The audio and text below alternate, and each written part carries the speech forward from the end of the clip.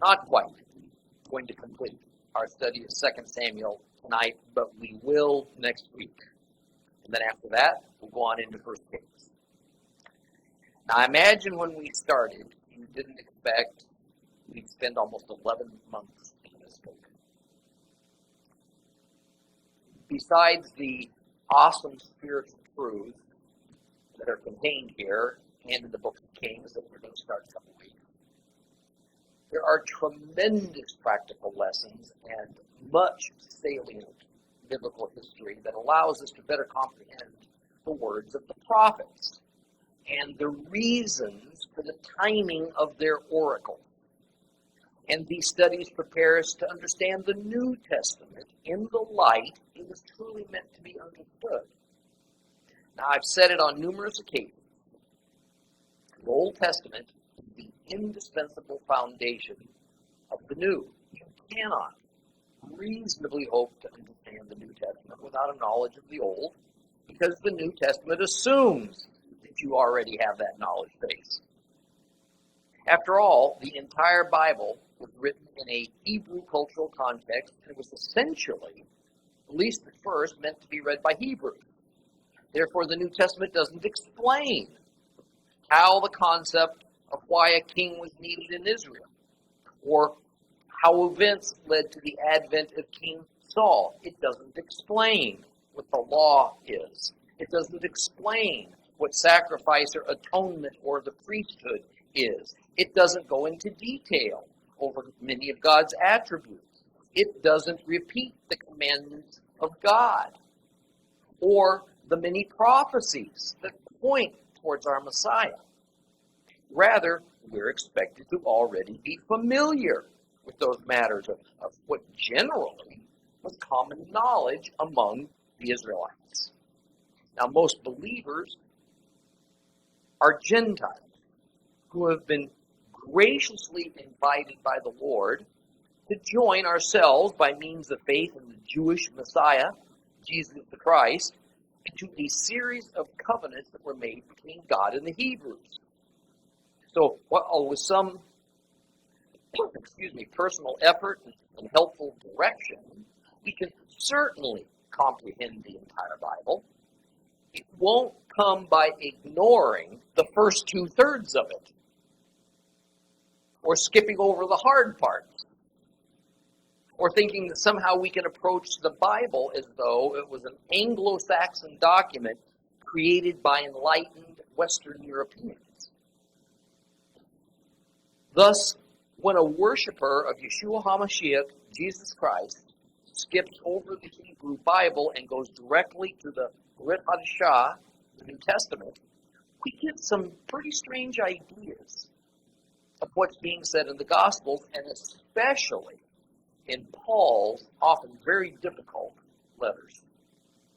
So let's start off today by completing 2 Samuel chapter 23 and this listing of David's main warriors and officers.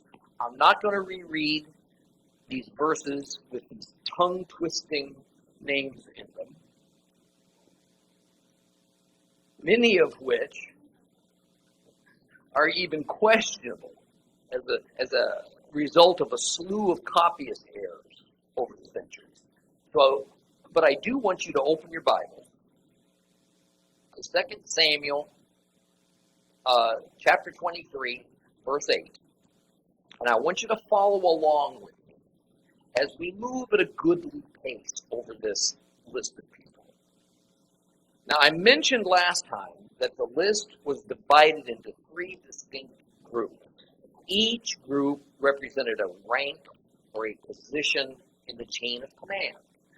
The first group was the highest rank. The third group was the lowest rank. And of course, we're talking about rank in relative terms. And all of the listed men were commanders and leaders. And only the most important ones were recorded because there were hundreds more of them. The top general, Joab, is also omitted. Now, either because David didn't much care for him, or because the idea was merely to list everyone below the chief commander. He didn't get much recognition anywhere else in Hebrew doctrine. Now we need to address right up front that the same list also appears in expanded form in 1 Chronicles chapter 11. And the Chronicles list is a little bit different in that there are more names. Interestingly, the somewhat parallel one in 1 Chronicles 11 is followed by yet another list in the following chapter, and it consists of those who joined in with King David, well, actually David before he became a king, and while he was still fleeing from that murderous and paranoid King Saul. Then there is even a third list of men, also in chapter 12 of 1 Chronicles, that are the leaders of those mobilized for the army who came to David at Hebron to transfer Saul's kingship over to him, to David. So it seems as though we might have 4 different periods of David's life that these lists cover. However, not all scholars agree with that. Now recall that we are exploring a portion of 2 Samuel towards the end of it now that is generally labeled as an appendix. And that's because it's kind of a catch-all of miscellaneous bits of information from during David's reign that some ancient editor thought needed to be added for posterity's sake. The reality is that since the Bible doesn't give us calendar dates, and it pays little attention to the precise time and order of events, there is necessarily substantial speculation by later scholars of just what time period each of these lists of men is referring to. And since at first this historical information was just handed down by word of mouth, from generation to generation, and only later on put to pen, it is clear that at times there were slightly differing traditions that developed. And so some details between the traditions as they were remembered differed slightly. So rather than our joining in with all the various speculations about these lists, we're just going to take a brief overview of what is actually written and reasonably verifiable. The chief at the top of the list is a fellow named Yoshev Bashvet Betach Chomoni. He was apparently number 1 among them all, but of course below Joab. He was also known as Adino de Eitzni, we're told. We know that Yoshev Bashavet is some kind of spelling corruption. So we find an entirely different name for the same person in 1 Chronicles, Yeshovam. His claim to fame was he killed 800 men in a single encounter. This does not mean that he single-handedly killed 800 men, or that 800 men is the precise body count. Rather, he was in charge of a battle where about 800 of the enemy were killed, and he too fought valiantly in an example of bravery with men. Verse 9 begins, after him, and then says Eleazar, son of Dodo. After him means next in status, next in rank. So Eleazar must have reported to Yeshovam. He is remembered for bravely standing against the Philistines, outmanned, fighting so hard with such stamina and dedication. It says his hand cramped in a death grip around the shank of his sword. Much like a bird of prey's claws will involuntarily spring close on its victim, and if they're unable to relax until a certain amount of time goes by, and then their talons naturally release. And after him, in other words, third in the line of command was Shema, son of Agay. He was especially remembered, it says, for protecting a field of lentils to the Philistines. In other words, as was customary in that time, it was usual for an invader that one of the first things the Philistines, in this case, went for was their enemy's food supply. Interesting, the place where this happened was Lehi, the same place that Samson also had a famous altercation with the Philistines, reported back in Judges 15. This is where that petulant Hebrew strongman slew many Philistine soldiers with only the jawbone of an ass. Same place. Well, starting in verse 13, we get this famous story whereby 3 of David's war heroes overheard King David how much he desired to have a sip of water from a well that was back in his hometown of Bethlehem, a well that was apparently known for its sweet clarity. This occurred at a time, though, when David was hiding in a cave in a place called the Cave of Adullam, after he had left the territory of the Philistine king of Gath. Many of the disaffected Judahites of the region who hated King Saul heard that David was there, and they came and joined his militia. The Philistines had set up a camp not very far away from the valley of Rephaim, and the 3 Israelite warriors who heard David's longing for this water fought their way past the Philistines, journeyed to Bethlehem, retrieved the water, fought their way back through the Philistines, and gave the water to David. The rabbis say that David never actually requested the water. At an idle time, he merely was reminiscing about the wonderful tasting water from a certain well in the city of his birth. His soldiers surprised him by their courageous, if not foolhardy, action of bravely fighting this enemy and then bringing this water back to him. But upon receiving this precious gift that was so dearly won for him, David refused to drink it. Instead, he poured it out. So he poured it out to God as a kind of a drink offering, a libation offering. And then said that to drink that water would have been as though he was drinking the blood of those 2 warriors and then they killed him. So did it. There is no record of an altar at the Cave of Adullam. Almost certainly there was none there. So whatever David was doing, he wasn't making any kind of a formal offering to God. David's rationale is quite sound. These men had risked their lives to get for David something as trivial as water that tasted better than the water they already had available. Nicer tasting water is not worth endangering life for. Because life was in the blood, the men had risked their blood to obtain the water, then it would be as though David was drinking their blood, he says, if he drank that water that had been needlessly obtained at such a high cost. And therefore, he poured it out onto the ground as a sign of refusal to do wrong before Jehovah. Unfortunately, this is not a pious side of David that we're going to see too often after he became king over Israel and Judah.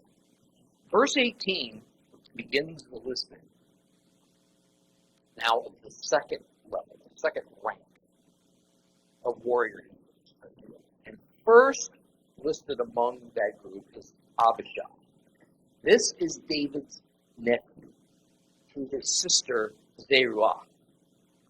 Abishai is Joab's brother. Remember, Joab is David's general of the army. Another of this rank is Benaiah.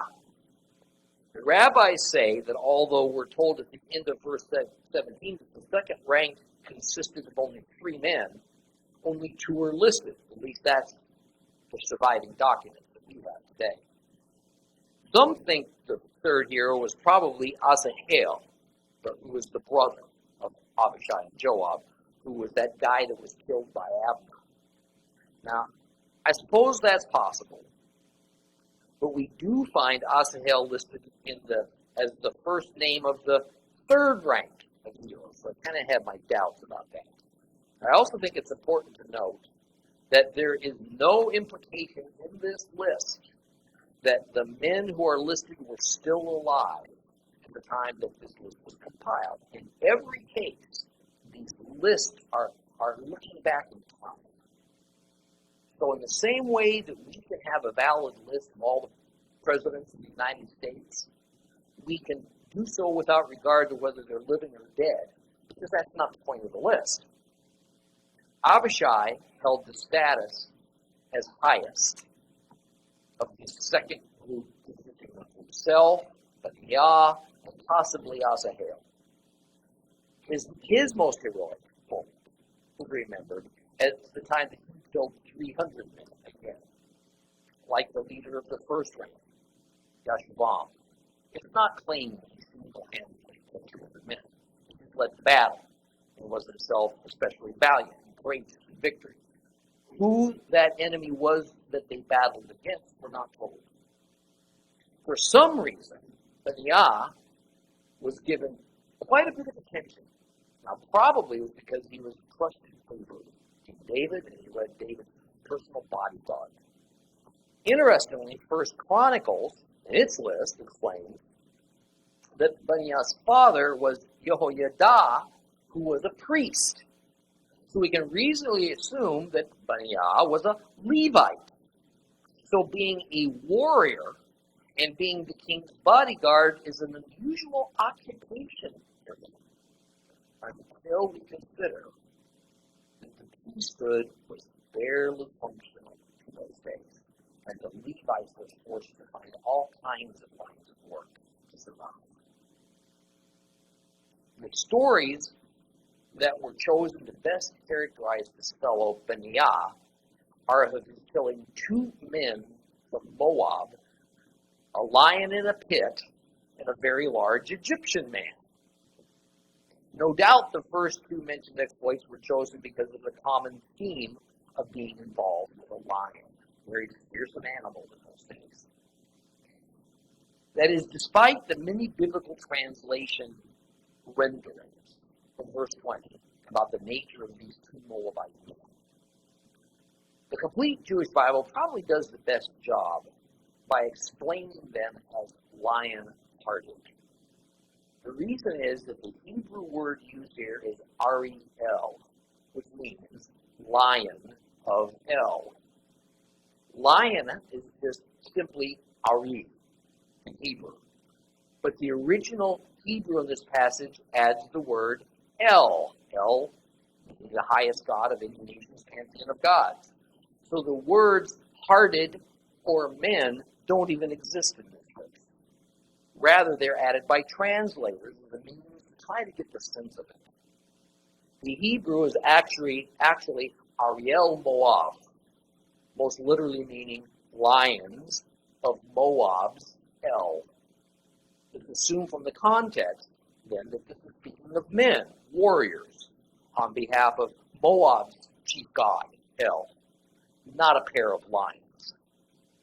However, in the next verse, where Benaiah does kill a lion in a pit, it is indeed the Hebrew word Ari, a lion, an animal lion. So these 2 verses together form a kind of memorable play on words that's very common in ancient oral tradition. In the first case, it's about killing an enemy, a human enemy, on the battlefield. In the second case, we are apparently dealing with a hungry lion that had been driven into a village during a snowy winter, and thus it was willing to take unusual risks to try to find food. Unlucky, this lion falls into somebody's water system. But obviously it can't remain there. So the brave Benaiah was called to the scene, and he kills the dangerous cat. So we have a tradition created whereby Benaiah shows himself fearless against man and against beast. The ultimate Middle Eastern warrior hero. Then finally he fights what is essentially a giant.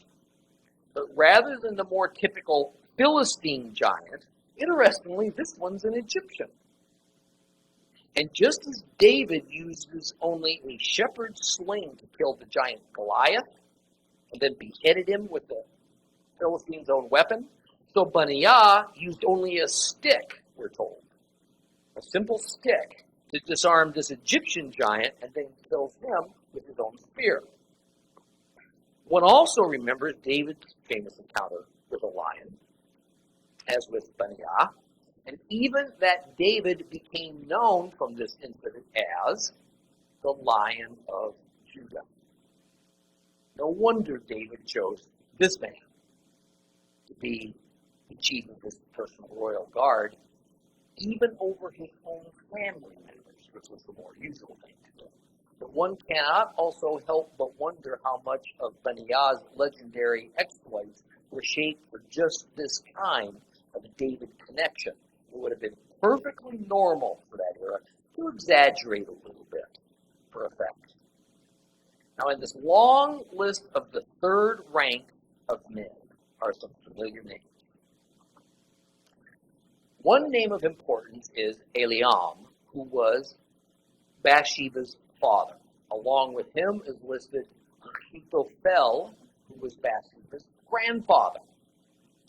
The list even includes the ill-fated Uriah the Hittite, who was Bathsheba's husband.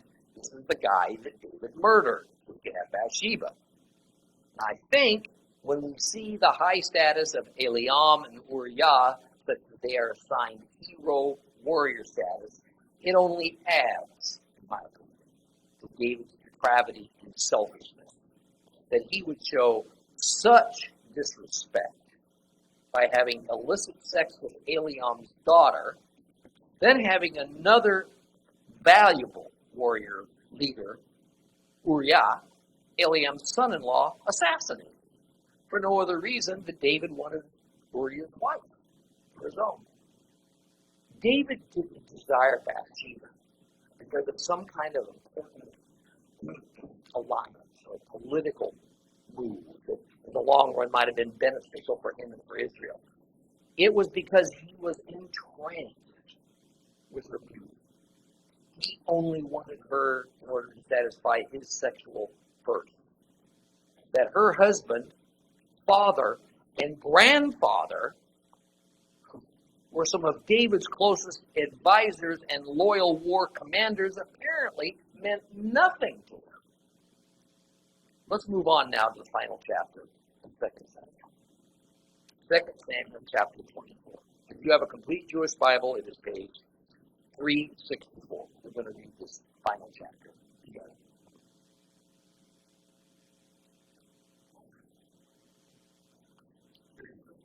Second Samuel chapter 24. The anger of Adonai blazed up against Israel, so he moved David to act against them by saying, "Go, take a census of Israel and Judah." The king said to Joab, the commander of the army who was with him, "Go systematically through all the tribes of Israel from Dan to Beersheba and take a census of the population so that I can know how many people there are." Joab said to the king, "May Adonai your God add to the people 100-fold, no matter how many there are, and may the eyes of my lord the king see it. But why does my lord the king take pleasure in doing this?" However, the king's word prevailed against Joab and the army officers. So Joab and the army officers went out from the king's presence to take a census of the people of Israel. They crossed the Jordan. They pitched camp in Aroer, in the south of the city of the Wadi, to the south of the city in the Wadi of Gad. They went on to Yazer. They came to Gilead. They continued to the land of Tahim-Ochi. Then they arrived at Dan Ya'an. They went around to Sidon, and they came to the stronghold of Thor. Then they went to the cities of the Hivites and the Canaanites and finished in the south of Judah at Beersheba. And when they were done going through all the land, they came back to Jerusalem. It had taken 9 months and 20 days. Joab reported the results of this census to the king. There were in Israel 800,000 valiant men who could handle a sword, while the men of Judah numbered 500,000. But after he had taken the census, David was conscious. David said to Adonai, "Oh, I have greatly sinned in what I have done. But now, Adonai, please, put aside your servant's sin, for I have done a very foolish thing." And when David got up in the morning, this word of Adonai came to the prophet Gad, who was David's seer. "Go and say to David that this is what Adonai says. I'm giving you a choice. 3 punishments. Choose one of them, and I will execute it." Gad came to David, and he told him, he said, "Do you want 7 years of famine in your land? Or do you want to flee before your enemies for 3 months while they pursue you? Or do you want 3 days of plague in your land?" Think about it. Tell me what to answer the one who sent me. And David said to Gad, "Oh, this is very hard for me. Let us fall into the hand of Adonai, because his mercies are great, rather than having me fall into the hand of a man." So Adonai sent a plague upon Israel, from that morning until the end of the specified time. 70,000 people died between Dan and Beersheba. And when the angel stretched out his hand towards Jerusalem to destroy it, Adonai changed his mind about causing such distress and said to the angel who joined the people, the angel of Adonai was at the threshing floor of Arabiah, the Jebusite. David spoke to Adonai when he saw the angel striking the people, and he said, "Here, I have sinned. I have done wrong. But these sheep, what have they done? Please, let your hand be against me and against my father's family." Gad came to David that day and said to him, "Go and set up an altar to Adonai on the threshing floor of Arabiah the Jebusite." David went up and did what Gad said, as Adonai had ordered. Arabiah looked out and saw the king and his servants coming towards him. Arabiah went out and prostrated himself before the king with his face to the ground. And then Arabiah said, "Why has my lord the king come to us?" And David said, "To buy your threshing floor, in order to build an altar to Adonai, so that the plague will be lifted from the people." Arabiah said to David, "Let my lord the king take and offer up anything that seems good to him. Here are the oxen for the burnt offering. You can use the threshing sledges and the yokes for the oxen as firewood. All this, O king, Arabiah gives to the king."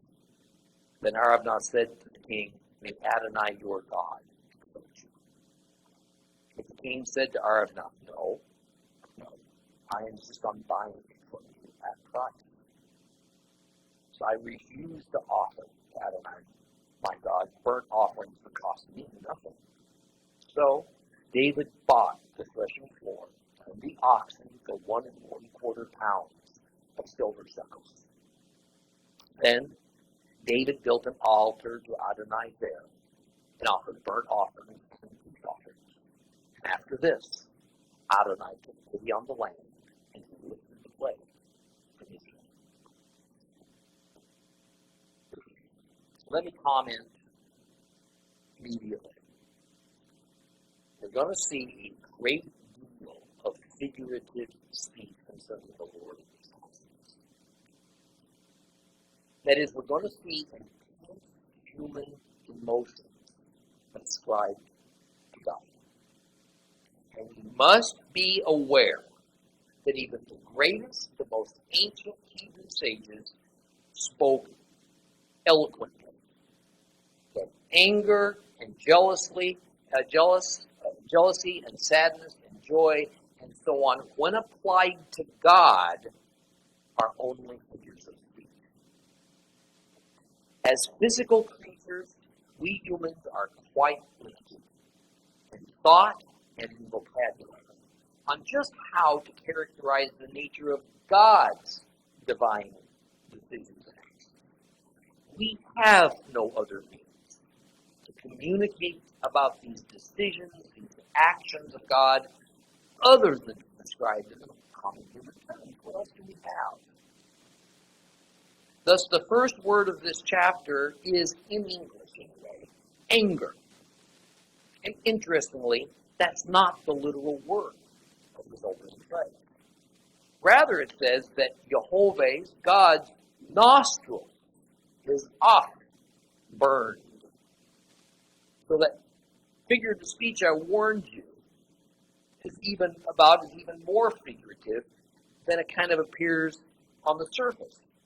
So you got to see fire breathing, out the nostrils. It is, of course, a figurative Middle Eastern expression that means extreme anger. But it's important to note that this severe divine dissatisfaction is the context for all that's going to happen next. Thus, the census and God's anger are inseparable in the story.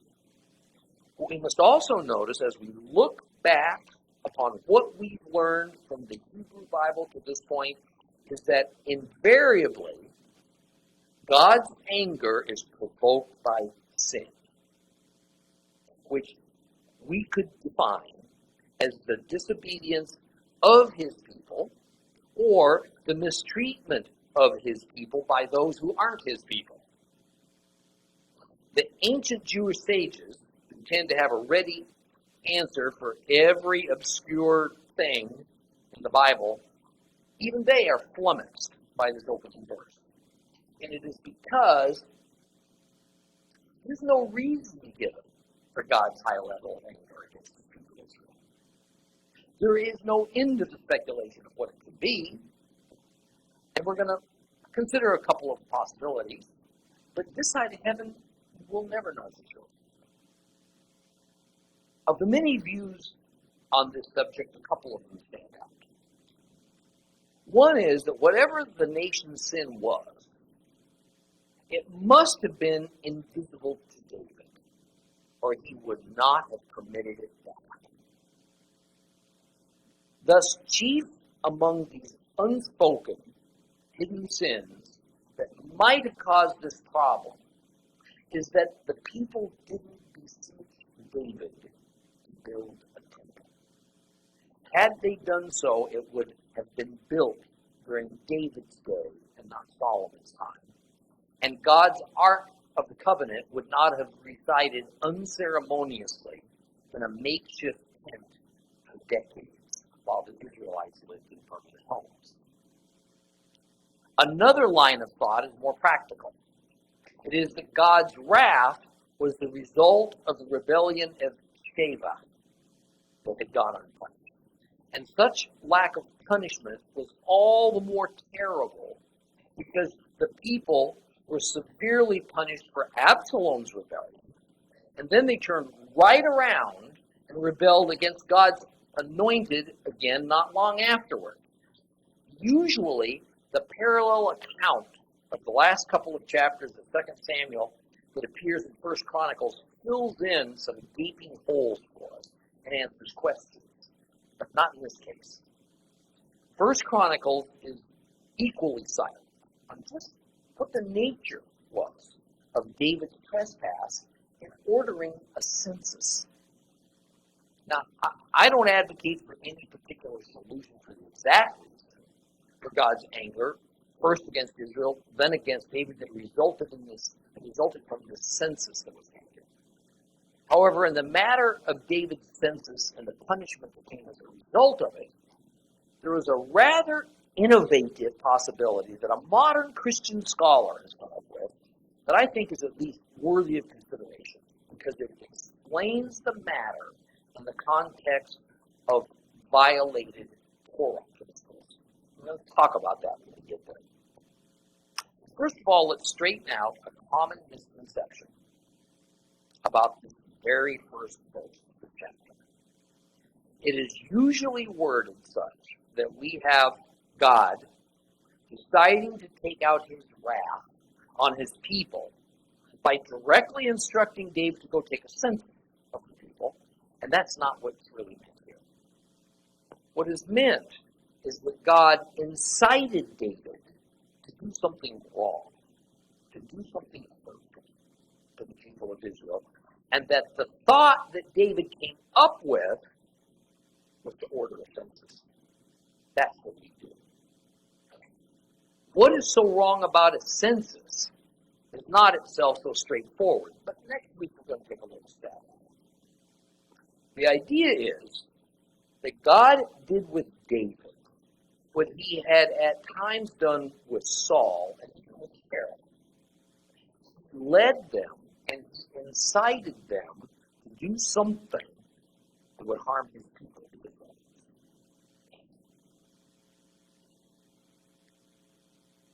We often like to invoke our Christianese.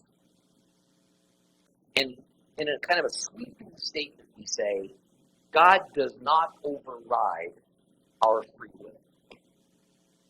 Or that God would never incite anyone to do evil. Well, this passage concerning David is just one of several in the Bible that completely refute that notion. More often than not, when God wants to punish his people, he'll use someone or some nation to do it for him. In other words, only rarely is the punishment of God's people some kind of cosmic supernatural event, like what God did in Sodom. The Lord used the emperor of Assyria to punish the northern kingdom of Israel. Then he used King Nebuchadnezzar of Babylon to punish the southern kingdom of Judah. Then he used King Cyrus of Persia to punish the people who overpunished his people. And so on and so forth. So we saw in 2 Samuel that often David regarded the defeat and the calamities of war or domestic trouble in his kingdom or in his family as simply the action of God punishing him using humans as his earthly proxies. And I think that this is a God principle that hasn't changed one iota even since the advent of Yeshua. So as regards verse 1, it is not God saying to David, David, go do a census.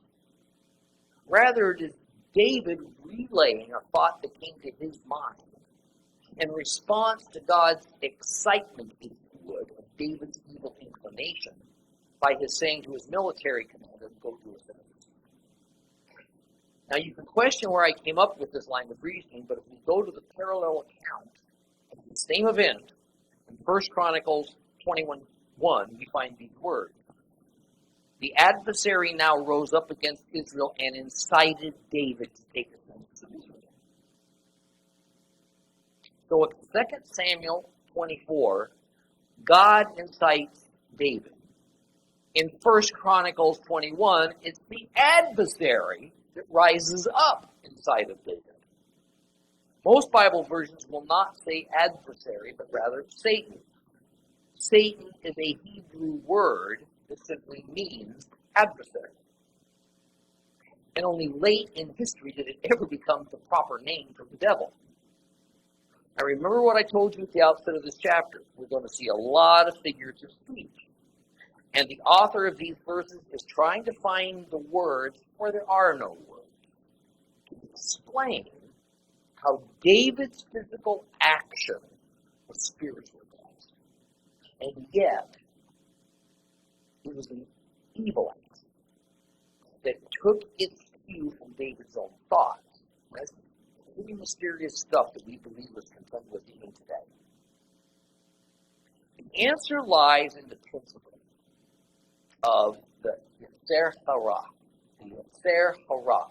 the evil inclination that resides within all humans, right alongside that good inclination, the Yetzer Tov. Our good inclinations are where godly and righteous thoughts occur. Our evil inclinations are where our bad and our wrong thoughts occur. With redemption in Christ, we have the capacity to bring our evil inclinations under Holy Spirit control. But we still often fail. Because underneath it all, we still like our evil inclinations. We still give in to our evil inclinations. That failure to control our evil inclination causes us to sin. And that is basically what's happening here with David. He's not being influenced by God to do anything that's outside of his normal character. It's just that the Lord is going to use that bad side of David, that Yetzer Hara, where Satan hangs out, as a vehicle to bring upon just punishment to the people of Israel who sit before the Lord. So David calls his general of the army, Joab, tells him to count the people. Now, interestingly, David puts it in terms of counting Israel and Judah. Even though Israel is theoretically now a unified kingdom under David, in reality, Israel and Judah are two separate entities that are being ruled over by one king. At least that's how they see themselves. Further, when David says, go, take a census, what it literally says is to go around. In Hebrew, the word that is being translated is should. And it's a unique word that's not found very often in the Bible, but one place that it is found, and it is rightly offers a good parallel to get just the correct sense of it, interestingly, in the book of Job. In Job 1:7, it says there, Adonai asked the adversary, where are you coming from? And the adversary answered Adonai, I'm coming from roaming throughout the earth, wandering here and there. Where it says roaming around in the complete Jewish Bible, other versions might say I'm going to and fro. Still others will say going around. There's all kinds of things to translate the Hebrew word shoot. And here we find that in the same way that the Hebrew word for darkness is choshek. Choshek is not a benign form of darkness. It's not nighttime. Rather, it's an evil form of darkness. So the Hebrew word shoot, going around, roaming, isn't a benign stroll. You know, like you're going shopping. Rather, it carries with it a very ominous, evil undertone.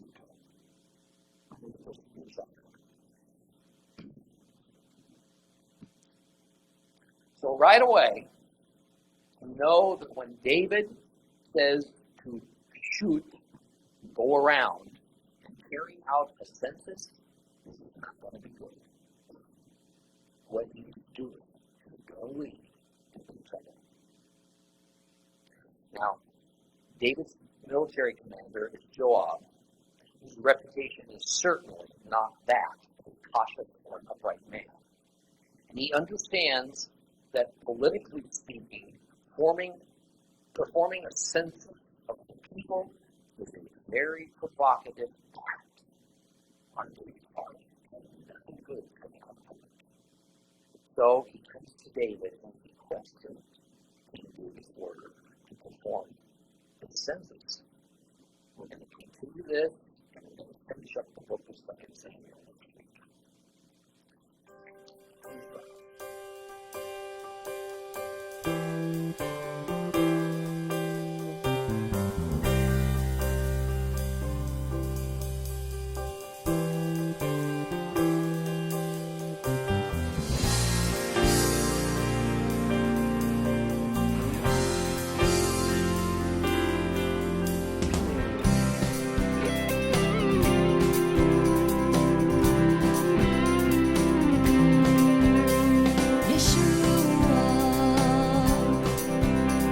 Yeshua.